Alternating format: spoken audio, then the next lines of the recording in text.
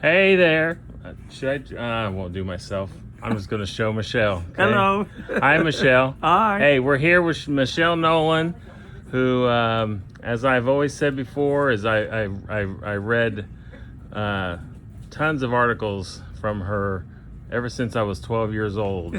Okay, when I was Yeah, I'm getting old when you start saying that. reading the Comics Buyer's Guide and Comic Book Marketplace. Comic Book Marketplace and all those things. Whole bunch of others too. Yep. Yep. So anyway, I love it when she comes by the store. She always comes by the store on her way back from Heroes Con in June, which I'm jealous. I always want to go to that one, but I never get out there. One day, maybe I'll make it out there. You should go. Yes. So, Everyone should go. Yes. So tell us a little bit about last year. You went over your haul from Heroes Con. I'm always interested to hear what kind of stuff people are buying out there. Well, the price of comics has gotten so high in some cases. I already have most of them. I've got 20,000 Golden Age.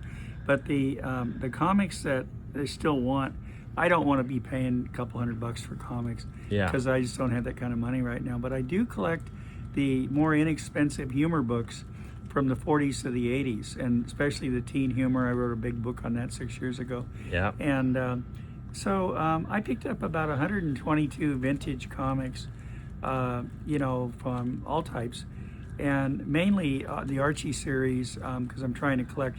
I did collect all the story, either archive form or in the case of the 1946 to 59, all comics. I got all those Archies. And from 60 to 89, they're just about as much fun to read and keep before the technology came in and changed the world for teen humor. You mean there's still Archie comics that you don't have? A few, yeah. Okay. I mean, there's quite a few. There were about, in round numbers, there were about 3,600 published in the 60s, 70s, and 80s with the Archie characters, which is really amazing. But I have all but about 400 of them. Wow. And I'm not trying to get them all in the sense of paying big bucks. I just try to get bargains. And I do pretty well. You know, they call me Princess Penurious. And yes. Penurious is an old Charles Dickens word for cheap. But anyway, that's a fun thing. And but I did pick up about 50 or 60 Archies that I needed, and they were average price probably less than $5 or $6. And you said you're collecting all kinds of teen stuff, like I'm guessing stuff from Tower. Oh yeah, I got one of the last Towers I needed in teen, and it was a great one with the monkeys on the cover. Okay. Go-Go and Animal Comics, and it was Go-Go's the girl, Animal's the guy. Yeah. And the monkeys were on the cover. It was a very cool cover, and it wasn't too expensive. I think it was around $20. Are you collecting Millie too? Yeah, I've got tons of Millie and all the Marvel. I wrote a huge batch on. I wrote most of what I wrote about in my book called Archie's Rivals. Archie characters have been written about so much and reprinted so much that I wrote about the rivals. You know, I used the Archie and as you context. used Millie as one of them. Oh yeah, well Millie was the working girl category, and Patsy Walker, of course, was the teen humor category. Yeah. And I wrote tons about all the Marvel characters. I was friends with Stan Lee, and he had told me a great deal of stuff about the characters and how they started and who started them and all that. Most of it's in my book. And Stan really loved humor books. He was a big fan of humor. Yeah. But once he started renewing the superheroes in the early 60s, he was too busy to do teen humor. And he probably did some, but for the most part, he was working on... He was on the superhero. He was on the superhero line, wasn't he? The revive kick, you know. Yeah. And but anyway... and you can't say he didn't. He succeeded immensely. I'll never forget in 2016, they changed the comicCons in San Jose, California, which incidentally is my old hometown when I grew up in. And San Jose, now Silicon Valley, of course, was had a new convention that Steve Wozniak, the computer guy, it was his show, and so he had his assistant call me and asked me to do a one-person panel on why and how it took 40 years to produce movies, good movies, that is, real movies, with the Marvel characters, you know, like Spider-Man and FF and whatnot. And so I told Stan, hey, I need a fact checker. Would you sit in the front row and raise your hand if I get anything wrong? He said, of course I will, but you won't get anything wrong. He laughed. And sure enough, he didn't have to raise his hand. He probably didn't remember half of it. Oh, I introduced him to the fan. No, I don't know about that, but I introduced him to the fans, and they just went crazy. Yay! They didn't know this old guy in the front row is Stan Lee. Some of them, and they go, "You know him?" And I go, "Oh yeah." Well, what was the coolest comic that you found at Heroes? Well, at Heroes, one of the coolest comics I found was to complete my run of the second half of the Doll Man series from Quality. Oh, okay. From the 40s to the early 50s. And always loved that character. And I got number 29, which completed everything from 26 to 47. So the last 20. And I liked the last half more than the first half. And anyway, that was cool. But I really enjoyed getting Thrilling Adventures in Stamps #1 from youthful publications in the early 50s. And that was a cool thing. Is when I was a kid, I was a stamp collector, and they printed an image of the stamp, and then they told a story behind it in 4, 5, 6 page stories. Was that a promo book? No, it was a historical book. It was a newsstand comic. Okay. And I'd have to look in the guide. I think it ran a few issues, but it didn't run very many. Okay. But I had #2, now I have #1, and it was only $20, so how could I pass it up? Yeah. And where are you going to find that one again? No, that was a great. I'd never seen it, and it was great to get that cheap. And that was from Park Circle Comics in the Carolinas there. And let's see, I got some cool books from Chris Foss from Columbia, and one of those was. I got Kid Colt #46 with a fabulous cover. Got that fairly. Oh, you're collecting Kid Colt. Oh, I've always collected all the westerns, Yeah. Dell and I got all the DC westerns, Dell. I got most of the Dells. Got a lot of the Marvels. I've always loved westerns. Oh, okay. And I don't know why I love western movies when I was a kid, and love western TV shows.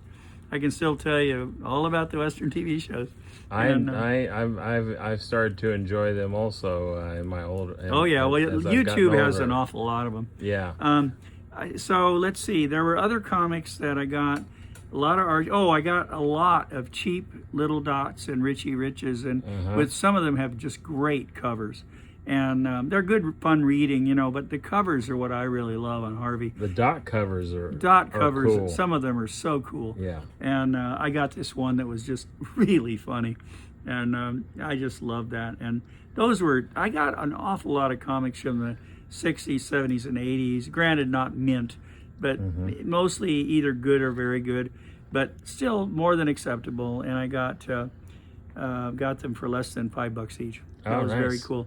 When you think modern comics are selling for $4.99, you got to figure when you're buying a 60-year-old comic in not too bad a shape for $5, you're doing okay. I think so. I think I'd rather have the old comic. Oh yeah, for $8 in a booth, I found Katie Keene #21. Oh wow! And I only need 6 Katies now to have every Katie. Now the question is, were there any paper dolls cut out? No, I checked. Okay, good. That's the cannot buy a Katie. That's the biggest problem with the Katie Keens. You can't buy a Katie Keene without checking for cutouts. That's right. Yeah, they were all cut out. I probably did it myself as a little kid. Yeah. Okay, let me see. So anyway, and I got lots of great Harvey humor, lots of great Archie humor. I got some westerns, really cool westerns, and got the first issue of Tales from Wells Fargo, that with Dale Robertson. That was cool. I've started watching that TV series but it's cool in the last few months, and I love that TV series. Yeah, it's great. And the comics were good, too. Yeah. And so that completed my set of that. And nice. I got, what else did I get? I got the Kid Colt, and I got, a lot of these comics have gone up in value so much more than they used to be. And, sometimes it's worth it, sometimes it's not. But I'm not an investor, so for me, it just has to be worth buying it for the collection. So cool. Anyway, I do recommend Heroes Con. There were well over 1 million comics on the floor. Oh, I'm sure. The vast majority of them were at least 40 years old. I hear it's one of the last few big cons that are almost all comics. Not Tom.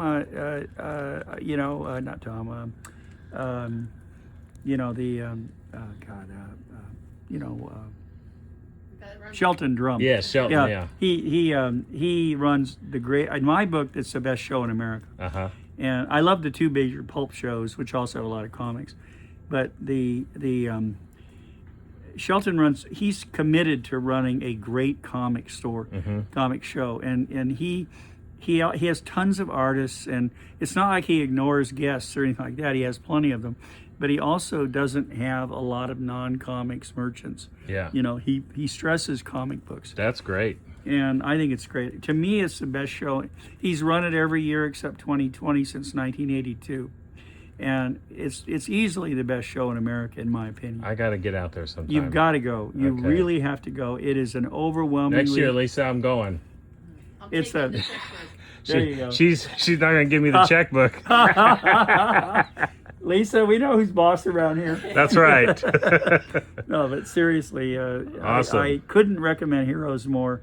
It's a great event, and it lasts 3 full days. It's just an absolutely spectacular event. So all I right. can say is, if you can go, because you can't go wrong. Okay. Thank you, Buzz. Thank you, Michelle, we got our Heroes Con report from Michelle Nolan. Thank you. All right.